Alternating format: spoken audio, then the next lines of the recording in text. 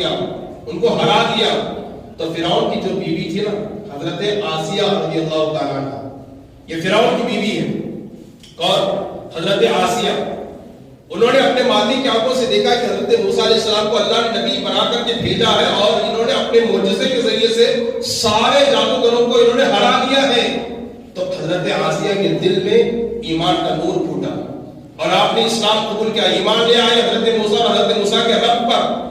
فرعون ظالم کو جب پتا چلا کہ میری بیوی موسیٰ اور موسیٰ کے رب پر ایمان لاتی ہے، فرعون تو کوئی نیکوکار تو تھا نہیں، بڑا ظالم انسان تھا، بڑا جابر اور بڑا ہی پاپی اور مجرم اور سیاہکار انسان تھا. جانتے ہیں آپ کتاب میں لکھا ہے تفاسیر میں حضرت آسیہ رضی اللہ تبارک و تعالیٰ عنہ کے ساتھ اس نے کیا برے معاملات کیے. چومیخا کر دیا اس نے. چومیخا کا مطلب ہوتا ہے 4 کھمبے گاڑ کر کے حضرت آسیہ کے دونوں ہاتھ اور دونوں پیر میں کھیل ٹھکوا دیا پنڈلی کے اندر. چومیخا کر دیا ہے. تفسیر کے اندر یہ لفظ موجود ہے کہ حضرت آسیہ کے ساتھ فرعون نے کیا کیا؟ چومیخا کیا. چومیخا کا مطلب ہے کہ 4 کھمبے گاڑ کر آپ کے دونوں ہاتھ اور دونوں پیر میں ہڈیوں میں سے اس نے میل گڑوا دیے اور اتنے مضبوطی کے ساتھ کہ حضرت آسیہ ہل نہیں سکتی، حرکت نہیں کر سکتی اور ادھر ادھر دیکھ اور پلٹ نہیں سکتی.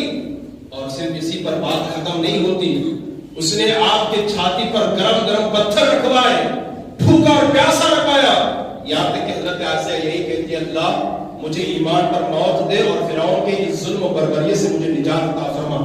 قرآن میں رب کہتا ہے کہ اللہ نے آسیہ کو ایمان پر موت عطا فرمائی اور فرعون کے ظالم کے ظلم اور بربریے سے اللہ نے آزاد عطا فرمایا اور اللہ نے ان کے لیے جنت میں محل عطا فرمایا. حضرت آسیہ کتنا درد ہوتا ہے ذرا تصور ہو جائے.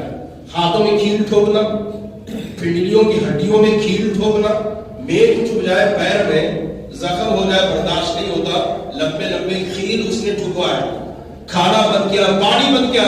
حضرت آسیہ نے یہ سب کچھ گوارا کیا لیکن آخر دم تک یہی کہتی رہی اللہ مجھے صبر دے اور اسلام پر دین پر استقامت کی توفیق عطا فرما. دین پر موت. آج ہمارا حال وہ نہیں ہے، آج ہماری سچویشن اور پوزیشن وہ نہیں ہے. بڑی معذرت کے ساتھ مردوں سے زیادہ عورتوں میں ناشکری زیادہ ہے، گالی گلوچ عورتوں میں زیادہ ہے، کفریہ کلمات عورتوں میں زیادہ ہے. اللہ کے گھر میں کھڑے ہو کر کہہ رہا ہوں، لوگ کہتے ہیں کسی کا بچہ کا انتقال کر گیا، وفات پا گیا، دنیا سے چلا گیا، معاذ اللہ، اللہ کتنا بڑا ظالم ہے. عورتیں کہتی ہیں اللہ کو رحم نہیں آئے دیکھو اس بچے پر. یاد رکھو بچہ وہ ہمارا اپنا نہیں ہے، وہ اللہ کی امانت ہے. چند دنوں کے لیے ہمارے پاس اور پھر اللہ نے بلوا لیا. وہ جب چاہے جسے چاہے دے اور جب چاہے واپس لے لے.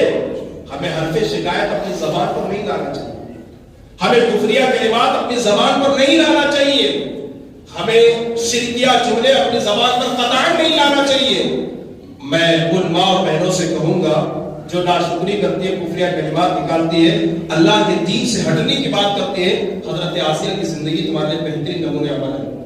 حضرت مریم کے بارے میں قرآن کہتا ہے کہ جب حضرت مریم کی کوکھ سے، یہ مریم کون ہے؟ حضرت عمران کی بیٹی، اور اللہ تبارک و تعالیٰ نے قرآن میں سورہ مریم نازل فرمائی ہے، سورہ آل عمران بھی ہے.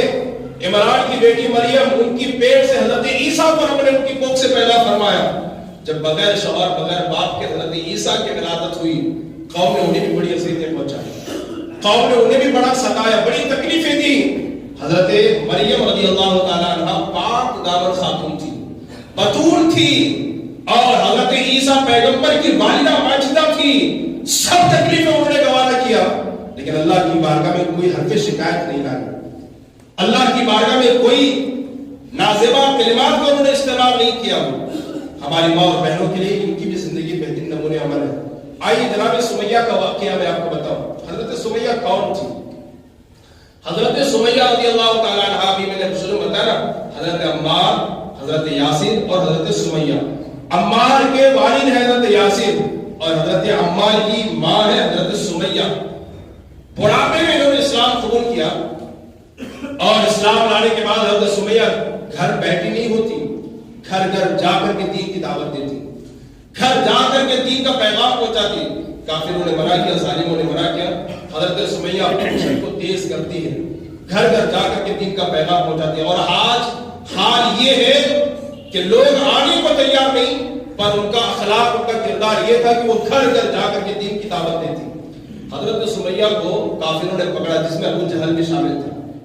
جانتے ہیں خانہ کعبہ کا جو ہم طواف کرتے ہیں اس کو کہتے ہیں مطاف، طواف کرنے کی جگہ، وہاں پر لایا گیا۔ حضرت سمیہ سے بہت کہا گیا کہ تم محمد کا نام لینا چھوڑ دو، پر حضرت سمیہ کہتی کہ مکہ والوں تم میرے جسم اور گوشت کا قیمہ بنا ڈالو، یہ مجھے گوارا ہے، لیکن محمد کا دامن میں نہیں چھوڑ سکتی۔ حضرت سمیہ رضی اللہ تبارک و تعالیٰ عنہ کے لیے 4 رسی اور 4 گھوڑے بنوائے گئے، دونوں ہاتھ 2 گھوڑے سے، دونوں پیر 2 گھوڑے سے بنوائے گئے، اور پھر گھوڑوں کو دوڑایا گیا۔ چاروں گھوڑے 4 سمت دوڑتے اور حضرت سمیہ کے جسم سے ہڈیوں کی ٹوٹنے اور سرکنے کی آواز آتی۔ اس کے بعد پھر ابو جہل نے کہا سمیہ اب تو چھوڑ دو، اب تو محمد کا نام لینا چھوڑ دو، دامن چھوڑ دو۔ حضرت سمیہ کہتی کہ تم کچھ بھی کر لو، میں محمد کے نام پر 1000 مرتبہ مرنے کو تیار ہوں، لیکن محمد کا نام نہیں چھوڑ سکتی۔ پھر ظالم کافر ابو جہل نے کیا کیا؟ آپ کی شرمگاہ پر ایک تیر چلا کر کے آپ کو شہید کر دیا۔ حضرت سمیہ شہید ہو گئی۔ ہڈیوں کا ٹوٹنا حضرت سمیہ نے بڑھاپے میں گوارا کیا۔ تیر اور تلوار کو حضرت سمیہ نے برداشت کیا، ہزاروں تکلیفوں کو برداشت کیا، پر حضرت سمیہ نے اپنی زبان سے کوئی ایسا کلمہ نہیں نکالا جس سے اللہ اس کے رسول ناراض ہو۔ ان کے بارے میں رب قرآن میں فرماتا ہے کہ جنہوں نے اسلام لانے کے بعد یہ کہا کہ میرا رب اللہ ہے اور اسی پر ثابت اور قائم رہے، اللہ تبارک و تعالیٰ کے فرشتے نازل ہو کر انہیں جنت کی خوشخبری سناتے ہیں، جنت کی انہیں بشارت دیتے ہیں، اور اللہ کہتا ہے کہ وہ میرے دوست ہیں، میں ان کا دوست ہوں۔ نحن اولیاؤکم فی الحیات الدنیا وفی الآخرہ۔ آج مصیبتوں کے آنے پر، پریشانیوں کے دروازہ کھٹکھٹانے پر ہم بے صبر بہت جلدی ہو جاتے ہیں، رب کی بارگاہ سے بہت جلدی مایوس ہو جاتے ہیں، رسول کرام وقار صلی اللہ علیہ وسلم کے در سے بہت جلدی نا امید ہو جاتے ہیں۔